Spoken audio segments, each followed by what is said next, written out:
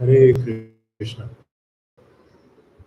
Avinashi tu tadvidhi na sarvam vidam tatam. Vinasham avyayasasya nakasit karum kartumarhati. That which pervades the entire body you should know to be indestructible. No one is able to destroy that imperishable soul. So actually, the soul's consciousness pervades the entire body. When we pinch on our leg, the pain which we feel is because of the consciousness, and that is because of the presence of the soul inside the heart. So actually, that soul is indestructible, but the consciousness is pervading inside the entire body. Purport. This verse more clearly explains the real nature of the soul, which is spread all over the body. Anyone can understand what is spread all over the body. It is consciousness. Everyone is conscious of the pains and pleasures of the body in part or as a whole. This spreading of consciousness is limited within one's own body. The pains and pleasures of one body are unknown to another. Therefore, each and every body is the embodiment of an individual soul, and the symptom of the soul's presence is perceived as individual consciousness. This is very important line. Symptom of soul's presence is perceived as individual consciousness. This soul is described as one 10,000th part of the upper portion of their hair point in size. The Shvetashatra Upanishad confirms this. Malagrashatabhagasya satadha kalpitasya cha bhago jiva savigyeya sachanantyaya kalpate.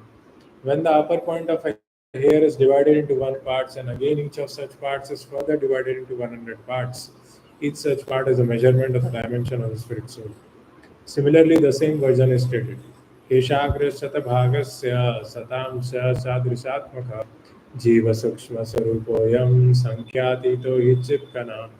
There are innumerable particles of spiritual atoms which are measured as 1,000th of the upper portion of the hair.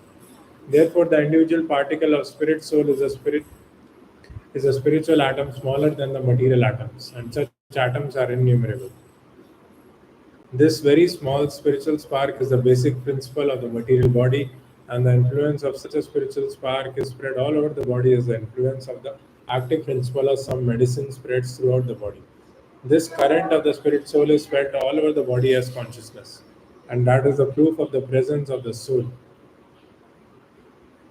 Yeah.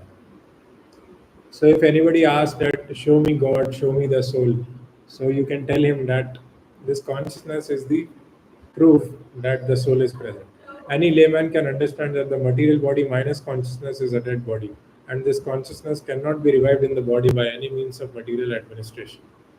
Therefore, consciousness is not due to any amount of material combination, but to the spirit soul. So we can read till here. So actually, we should have this firm conviction that wherever there is life, there has to be soul. Without soul, there is no life. For example, you can take a robot.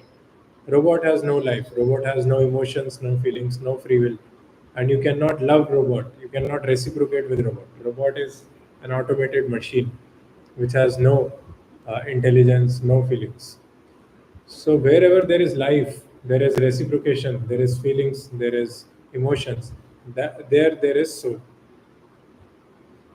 So as basically like we can feel whatever is happening in our body because of the presence of the soul, and actually we can feel whatever is present, whatever is happening in other souls also if we are connected through the super soul. That's what is the functioning of the guru actually. So if all of us are connected to the super soul, then we can communicate through the super soul. We can communicate emotions and feelings through that super soul. So that we will learn more in the 13th chapter of Bhagavad Gita. That is where Kshetragya phenomena is. So this body is like a Kshetra, and this soul is like a Kshetragya. So the soul is knows about this body, but it doesn't know about others' body. But there is a supreme Kshetragya, which is the super soul, which knows about all other bodies. So actually, we ourselves are a very minute portion, tip of the hair only, like 1,000 part of the tip of the hair. So we are very, very small. That's why we should be very humble. We should be grateful for whatever we have received in our life, and we should depend on Krishna. Whatever is happening in our life is like orchestrated by Krishna. And we should be very grateful for whatever spiritual knowledge we are receiving, for whatever spiritual assets we have received from our authorities. We should not, yeah, we should prepare our heart, prepare our soul to receive the spiritual knowledge within our heart. Because we are very, very small, actually. We are not this long body. We are just a tiny, minute 1/10,000th of the upper portion of the head. And actually, in that minute portion, there are so much information. That is Satchidanand Vigraha, that can produce infinite amount of energy. That has so many sanskaras, so many vasanas which we are carrying from our previous births, so many tendencies, uta, bija, prarabdha, aprarabdha. Everything is in that minute portion of that soul.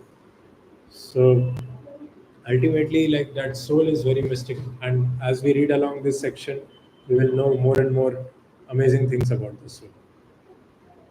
Okay, any questions?